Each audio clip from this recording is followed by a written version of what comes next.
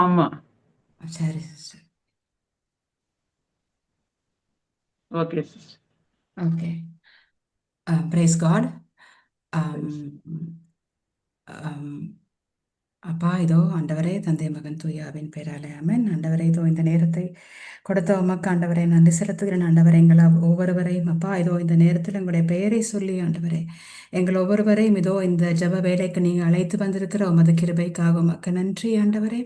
அப்பா, இதோ உமது சித்தம் ஆண்டவரே எங்கள் ஒவ்வொருடைய வாழ்க்கையிலும் ஈடேறும் பொருட்டு நீர் எங்களோடு கூட இருந்து கருத்தாய் ஆண்டவரே எங்களோடு பயணிப்பதற்காக உமக்கு நன்றி ஆண்டவரே. இன்று முழுவதும் ஆண்டவரே அப்பா, ஹalleluya, இந்த ஜெப வேலை முழுவதும் அப்பா நீங்க எங்க கூட இருந்து எங்களை வழிநடத்த போற கிருபைக்காக, வழிநடத்தி கொண்டிருக்கிற கிருபைக்காக இதோ ஒரு அருமையான ஆண்டவரே அப்பா பிரைஸ் அண்ட் வர்ஷிப்புக்காக நன்றி செலுத்துகிறோம் ஆண்டவரே. ஹalleluya, நன்றி நன்றி ஆண்டவரே. உமது உடனிருப்பு ஆண்டவரே எங்களை விட்டு விலகாது ஆண்டவர் எங்களோடு கூட இருப்பதற்காக நன்றி அப்பா. இதோ நீங்க ஆண்டவரே அப்பா, இதோ நீங்க ஆண்டவர் என் மூலமாக பேச போவதற்காக நன்றி அப்பா. நன்றி செலுத்துகிறேன், இயேசுவின் மூலம் ஜெயம் எடுக்கிறேன். ஆமென். Praise God. இன்னைக்கு நாங்க எடுத்திருக்கிற பகுதி மாற்கு அதிகாரம் வந்து அஹ், 6வது அதிகாரம், இறைவார்த்தைகள் 14லிருந்து 29 வரைக்கும். ஆக்சுவலி இன்னைக்கு நான் வந்து இந்த இந்த பகுதியை வாசிக்கும் பொழுது ஆம், வாய்மை என்ற ஒரு வார்த்தையை நாங்கள் தமிழில் கேள்விப்பட்டிருப்போம் இல்லையா? வாய்மைன்னா என்னன்னு உங்களுக்கு சொல்ல முடியுமா? நீங்க அந்த வாய்மை என்ற வார்த்தையை வந்து எப்படி நீங்க புரிஞ்சிருக்கிறீங்கன்னு சொல்ல முடியுமா?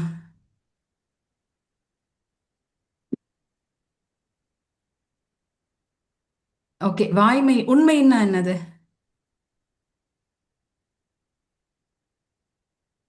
யாராவது சொல்ல முடியுமா உண்மைன்னா என்னது? நீங்க உங்களோட எக்ஸ்பீரியன்ஸின் படி, நீங்க அறிஞ்சு கொண்டது படி உண்மை, ட்ருத்துன்னா என்னது?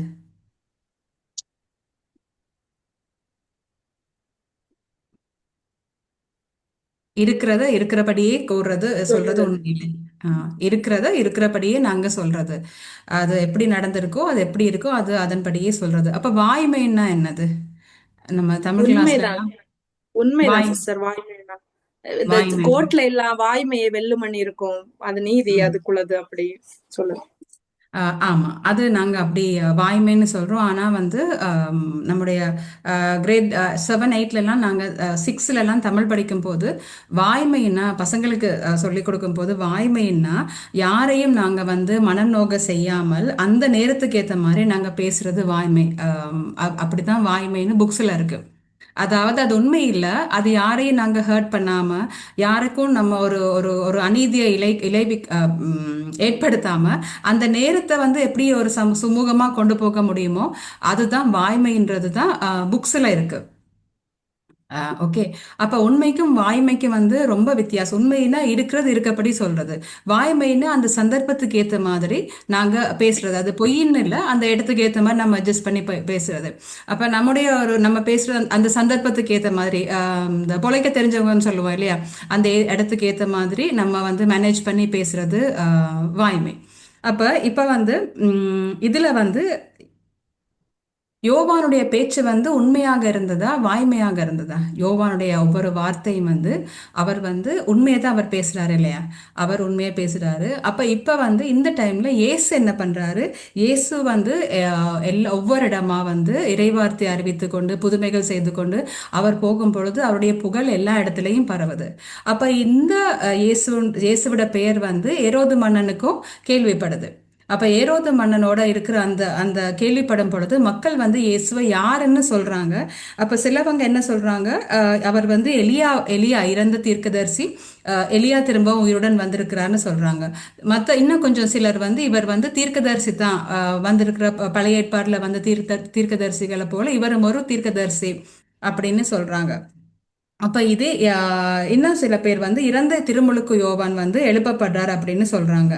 அப்ப இதே வந்து ஏரோது அரசனுக்கும் இதே இந்த செய்தி பரவும் பொழுது அவர் என்ன சொல்றாருன்னா, இவர் யோவானே, அவர் தலையை நான் வெட்ட செய்தேன், ஆனால் அவர் உயிருடன் எழுப்பப்பட்டு விட்டார் அப்படின்னு யாரை பத்தி சொல்றாங்க? இயேசுவை பத்தி சொல்றாங்க.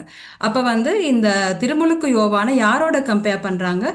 இயேசுவோட கம்பேர் பண்றாங்க. அப்போ இவங்க ரெண்டு பேருக்குள்ள இருக்கிற ஒரு ஒற்றுமை என்ன? ரெண்டு பேரும் இயேசுவுக்கு முன்னால வந்த முன்னோடி, இயேசுவருடைய வழியை ஆயத்தப்படுத்துவதற்காக அனுப்பப்பட்ட ஒருவர் தான் திருமுழுக்கு யோவான் இல்லையா? அப்ப அவங்களுக்குள்ளால இருக்கிற ரெசிம்பல் வந்து உண்மையை பேசுறது.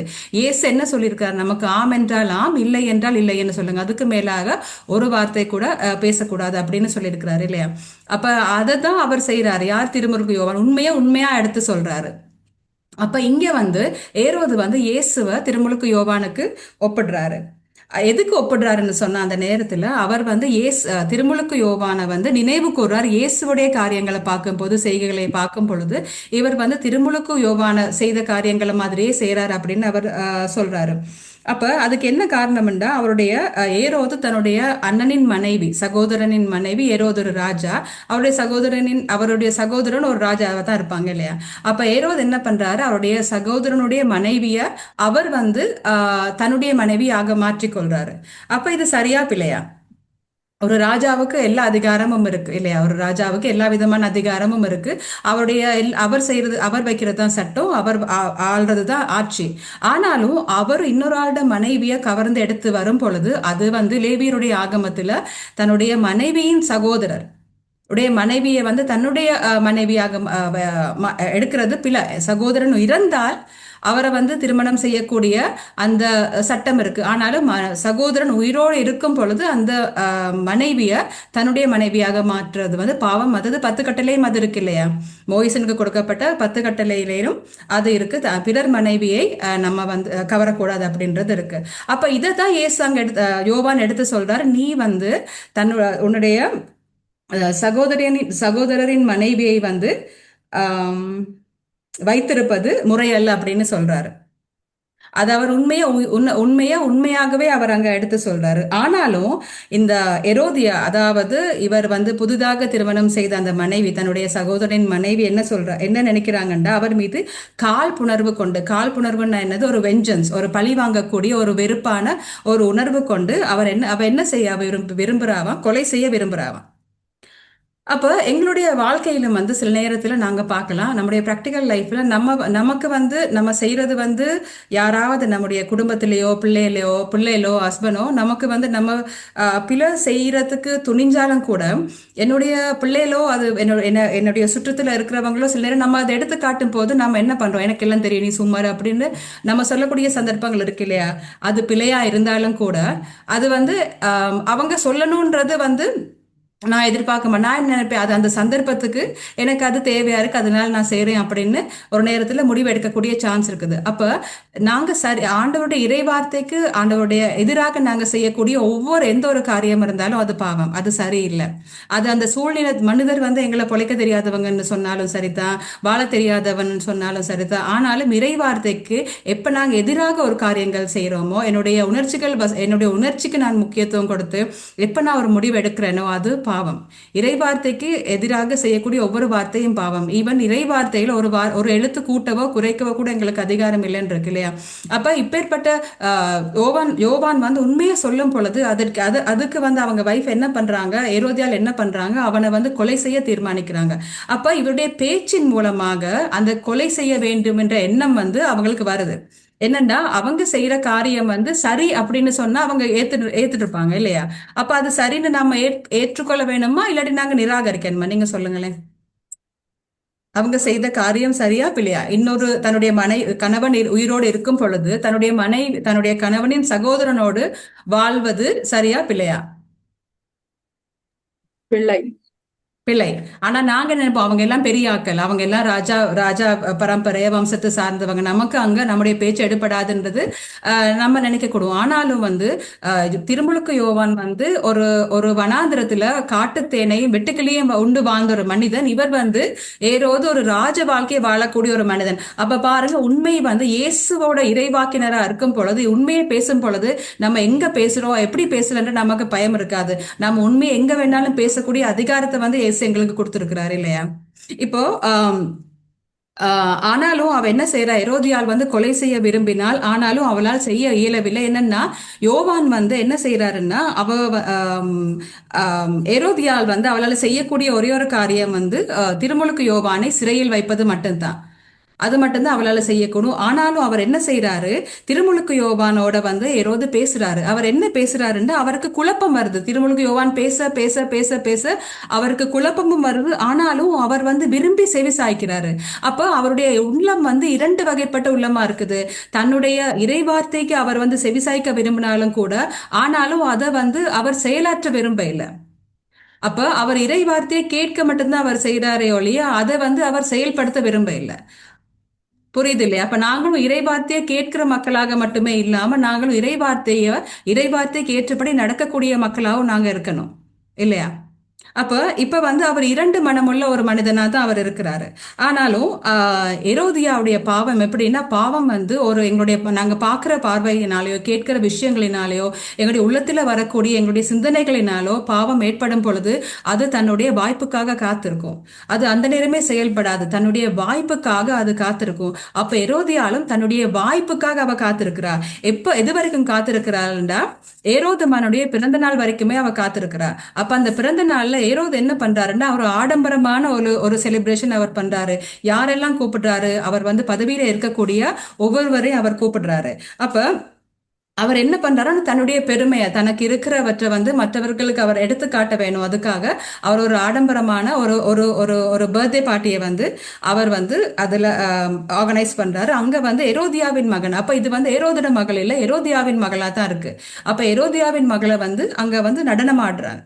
ஆனா அந்த பிள்ளைக்கு வந்து ஒரு 12, 13, 14 வயசா தான் இருக்கும். இப்ப இதுல நான் இதை எப்படி பாக்குறதா இருந்தா, இந்த பிள்ளை வந்து ஒரு அந்த காலத்துல ஒரு பெலி டான்ஸ் அந்த மாதிரி ஒரு டான்ஸ் ஆட சான்சஸும் இருக்குது. அப்ப இந்த பிள்ளை வந்து ஆடும் பொழுது அந்த பிள்ளை வந்து நடனம் ஆடி ஏரோதையும் விருந்தினரையும் மகளை செய்தாருன்னு இருக்கு. அப்ப அவங்க மகிழ்ச்சி கொள்ள வைக்கிறார். ஆனாலும் இங்க ஏரோது என்ன செய்யறாருன்னா, அவக்கு வந்து நீ என்ன வேண்டுமானாலும் கேள், தருகிறேன் அப்படின்னு சொல்றாரு. அப்ப நாங்க வாக்குறுதி கொடுக்கும் போது, ஒரு வார்த்தையை நாங்க கொடுக்கும் பொழுது நாங்கள் வந்து உணர்ச்சி வசப்பட்டு நாங்க கொடுக்க கூடாது. அப்ப இவர் என்ன சொல்றாரு, நாங்க இருக்கிற மக்களுக்கு தன்னுடைய பெருமையை உணர்த்தும் பொருட்டு அங்க இருக்கிற அவங்களுக்கு தான் யாருன்னு காட்டுறதுக்காக அவர் என்ன சொல்றாருன்னா, நீ எது கேட்டாலும் என் அரசில் பாதியை கேட்டாலும் நான் உனக்கு தருவேன் அப்படின்னு அவர் சொல்றாரு. அப்ப சில நேரத்துல நாங்களும் வந்து எங்களுடைய உறவினர்களுக்கோ எங்களுடைய ஃப்ரெண்ட்ஸுக்கோ நாங்களும் வந்து நாங்களும் எப்படி ஒரே மாதிரி எங்களால வாழ முடியாது இல்லையா? இது சமுதாயத்துக்கு ஒரு ஒத்த வாழ்க்கை நாங்களும் வாழணும் அப்படின்றதுக்காக சில நேரத்துல ஆடம்பர விஷயங்களை நாங்க செய்யறதுக்கு நாங்க முயற்சி எடுப்போம். எனக்கிட்ட இருக்கோ இல்லையோ, நான் கடன் பட்டோ இஎம்ஐலையோ நான் மற்றவர்களுக்கு நானும் வாழணும்னு காட்டுறதுக்காக நானும் என்னுடைய என்னுடைய என்னுடைய வருமானத்துக்கு மீறின சில செயல்களை செய்யறதுக்கு முயற்சி எடுக்கிறதுக்கு நானும் எடுத்திருக்கிறேன். அப்ப அந்த மாதிரி நேரங்கள் நான் என்ன யோசிக்கணும்னா, என்னுடைய வருமானத்துக்கு உரிய செலவை தான் நான் செய்யணுமே இல்லையா, மற்றவர்களுக்கு ஒரு பகட்டான ஒரு வாழ்க்கையை நான் வந்து வாழ விரும்பக்கூடாது. என்னன்னா இப்ப ஏரோதுக்கு அதுதான் அது பிரச்சனையில போய் முடிஞ்சுது. ஏரோது என்ன பண்றாருண்டா, பாதியே என்னுடைய அரசியல் பாதியே கேட்டாலும் உனக்கு தருகிறேன் அப்படின்ற ஆணையிட்டு கூறுறாரு. அப்ப நாங்கள் எங்களுடைய வாழ்க்கையில என்னுடைய செலவு, என்னுடைய வருமானம், நான் யாருக்காக வாழ்றேன், என்னுடைய வாழ்க்கை மற்றவர்களுக்காக வாழ்றேன்னா அவங்க பார்த்து அவங்க வந்து நல்லா வாழ்றாங்க, நான் என்ன மாதிரி ஒரு வாழ்க்கை வாழ்றாங்கன்னு சொல்றதுக்காக நான் வாழ்றேன்னா, இல்லாட்டி என் ஆண்டவருக்காக எனக்காக எனக்கு என்ன இருக்கோ அதை வச்சு நான் சந்தோஷமா இருக்கேன், என்னுடைய குடும்பம் சந்தோஷமா இருக்கக்கூடிய ஒரு வாழ்க்கையை வாழ்றேன்னா அப்படின்னு நாங்க யோசிக்கணும். அப்ப இதுல வந்து அவர் என்ன பண்றாருன்னா, பாதி என்னுடைய அரசியல என்னுடைய சொத்துல பாதியை கேட்டா நான் உனக்கு கொடுக்குறேன்னு சொல்றாரு. அப்ப இந்த பிள்ளை என்ன சொல்லுதுன்னா, அம்மா கிட்ட போயிட்டு கேட்டா இந்த சந்தர்ப்பத்துக்காக தான் ஏரோதியால் வெயிட் பண்ணிட்டு இருந்தா. அவ என்ன சொல்றா, திருமுழுக்கு யோவானுடைய தலையை கொண்டு வந்து தரும்படி அவ கேட்கிறா. அப்ப கீழே இது என்ன வருதுன்னா, அரசன் 26ஆம் வார்த்தையில் என்ன வருதுன்னா, இதை கேட்ட அரசன் மிக வருந்தினான். அப்ப தன்னுடைய ஆணையினால தான் கொடுத்த ஒரு வாக்குறுதியினால பாருங்க, அவரால முடியாத காரியங்களை அவர் வந்து நினைச்சு கூட பார்க்கல தலைய கேட்பாங்கன்னு சொல்லி, ஆனாலும் அந்த விருந்தினருக்கு முன் தான் ஆணையிட்டதுனால் அதை மறுக்க விரும்பவில்லை அப்படின்னு சொல்றாரு. அப்ப மற்றவர்களுக்காக, அதாவது தன்னுடைய இல்ல, நாம நினைக்கிறோம் பீப்புள் பிளீசர், நமக்கு ஒரு வார்த்தை இருக்கு இல்லையா, மக்களை சந்தோஷப்படுத்தக்கூடிய ஒரு வாழ்க்கையை நாங்க வாழ்றோம். அடுத்தவரை நான் சந்தோஷமா இருக்கிறேன்னு நாங்க ஒரு நாளும் கேட்க மாட்டோம். என்னுடைய அயலவர்கள் சந்தோஷப்படுறாங்க, அதாவது நான் அவங்கள சந்தோஷமா என்ன பத்தி நான் யோசிக்க மாட்டேன், என்ன சுற்றி இருக்கிறவங்களை பத்தி மட்டும்தான் யோசிப்பேன் அப்படின்னு ஒரு சிலர் இருக்கிறாங்க. அப்ப ஏரோது வந்து மற்றவர்களுக்காக, பார்வைக்காக அவர் என்ன பண்றாருன்னா, திருமுழுக்கு யோவானுடைய தலையை வந்து அவர் வெட்ட செய்யறாரு. அப்ப சில நேரத்துல வந்து எங்களுடைய நாம எப்படி எடுக்கலாம், நம்முடைய ஒரு ஃபங்க்ஷன் இருக்குன்னு சொல்லுங்களேன், நம்முடைய ஒரு ஃபேமிலி ஃபங்க்ஷன் இருக்கு, ஒரு குடும்ப விழா கொண்டாட்டம் இருக்கு. அப்ப அந்த நேரத்துல வந்து ஒரு 4 பேர் வந்து சேர்ந்துட்டாங்க. அப்ப அவங்க நமக்கு நம்ம ரொம்ப நெருங்கியவங்களா இருப்பாங்க. அவங்க என்ன பண்றாங்க, என்னுடைய குடும்பத்தை பத்தி, என்னுடைய மாமியாரை பத்தியோ என்னுடைய நாத்தனாரை பத்தியோ அவங்க ஏதாவது ஒரு வார்த்தை ஒரு இல்லாதது ஒண்ணு சொல்லும் பொழுது என்னால் அங்க மறக்க முடியாத ஒரு நிலைமையா இருக்கும். ஆனா அது பொய்யா இருக்கும், இல்லாட்டி அது மிகைப்படுத்தி சொல்லப்பட்ட ஒரு காரியமா இருக்கும். ஆனாலும் அது உண்மையாக இருக்காது. ஆனாலும் நான் அதை என்ன செய்வேன், அந்த அந்த இடத்தை நான் வந்து ஒரு பிரச்சனையான ஒரு இடமா மாற்ற முடியாதனால, அந்த இடத்துல வந்து நான் ஒரு கெட்ட பேர் எடுக்க முடியாதனால, நான் என்னுடைய மாமியாருக்கு சப்போர்ட் பண்ண அவங்க என்ன பத்தி என்ன நினைப்பாங்க, நான் இவங்களுக்கு சப்போர்ட் பண்ண அவங்க என்ன பத்தி என்ன நினைப்பாங்கன்னு என்னுடைய சிந்தனையின் மூலமாக சில நேரத்தில் அந்த பொய்யை நான் உண்மையாக ஓன்னு சொல்லிட்டு அதை எக்ஸெப்ட் பண்ணிட்டு போறக்கூடிய சந்தர்ப்பங்கள் இருக்கு. ஆனால் இங்க என்ன சொல்றாருன்னா, யோவான மாதிரி ஆம் என்றால் ஆம், இல்லை என்றால் உண்மை, இல்லை என்றால் இல்லை. உண்மையை வந்து உண்மையை மாதிரியே நாங்க சொல்லணுமே இல்லை, அதை திருச்சி அதை வந்து மேம்படுத்தி நாங்க வந்து பொய்யை வந்து உண்மையாக மாற்ற முடியாது. அப்ப இதுல வந்து திருமுழுக்கு யோவானுடைய தலையை வந்து அவர் என்ன பண்றாரு, எடுத்துட்டு வர சொல்றாரு. தன்னுடைய வாக்குறுதினால, தன்னுடைய உணர்ச்சியினால் அவர் கொடுக்கக்கூடிய வார்த்தையினால, தன்னுடைய தன்னுடைய மாம்ச காரிய ரீதியாக அவர் எடுக்கக்கூடிய ஒரு முடிவுனால மற்றவர்களுக்காக தன்னை பார்த்திருக்கக்கூடிய அந்த அந்த அரங்கமே அவரை பார்த்துட்டு இருக்கோம் இல்லையா, அந்த டைம்ல இந்த நடக்கக்கூடிய காரியங்களை எல்லாம் அந்த இருக்கிற வந்து அதிகாரிகளாக இருக்கட்டும், படை வீரர்களாக இருக்கட்டும், தலைவர்களாக இருக்கட்டும், முதன்மை குடிமக்களாக இருக்கட்டும், அந்த விருந்தினர்கள் எல்லாருமே இதை பார்த்துட்டு இருக்கிறாங்க. அப்ப எல்லாருக்கும் இந்த யோவாண்ட கதை தெரியும். அப்ப இந்த இவர் என்ன செய்ய போற, கொடுத்த வாக்குறுதியை வந்து அவர் நிறைவேற்ற போறாரா இல்லையா அப்படின்றது. ஆனா இவர் என்ன செய்யறாரு, மற்றவர்களுக்காக அவர் என்ன செய்யறாரு, அவர் விரும்பாத காரியத்தை அவர் செய்யறாரு. அப்ப நாங்களும் எங்களுடைய சுற்றம் விரும்பாத ஆண்டவர் விரும்புற காரியங்களை மட்டுமே நம்ம செய்யறதுக்கு முயற்சி எடுக்கணும். அது ரொம்ப கஷ்டம்தான். ஆனாலும் சிறிது சிறிதாக கொஞ்சம் கொஞ்சமாக நான் விரும்புற காரியம் இல்லை, என்னுடைய ஹஸ்பண்ட் விரும்புற காரியம் இல்லை, என்னுடைய பிள்ளைகள் விரும்புற காரியம் இல்லை, என்னுடைய குடும்பம் விரும்புற காரியம் இல்லை, ஆண்டவர் விரும்புற காரியத்தை நான் வந்து முதன்மைப்படுத்தி நான் வந்து செய்ய பழகணும். அப்ப இதுல வந்து என்ன செய்யறாருன்னா, இப்ப திரும்பவும் வந்து இப்ப இதெல்லாம் நடந்ததுக்கு அப்புறம் திரும்பவும் வந்து இயேசுவோட வாய்ஸ் அவர் கேட்கும் பொழுது அவருக்கு திருமுழுக்கு யோவான் திரும்பவும் வந்து மனதுக்கு வாராரு. என்னடா, இயேசு வந்து உண்மையை எடுத்துரைக்கும் பொழுது திருமுழுக்கு யோவாண்ட குரலை வந்து அவர் வந்து கேட்கக்கூடிய மாதிரி இருக்குது.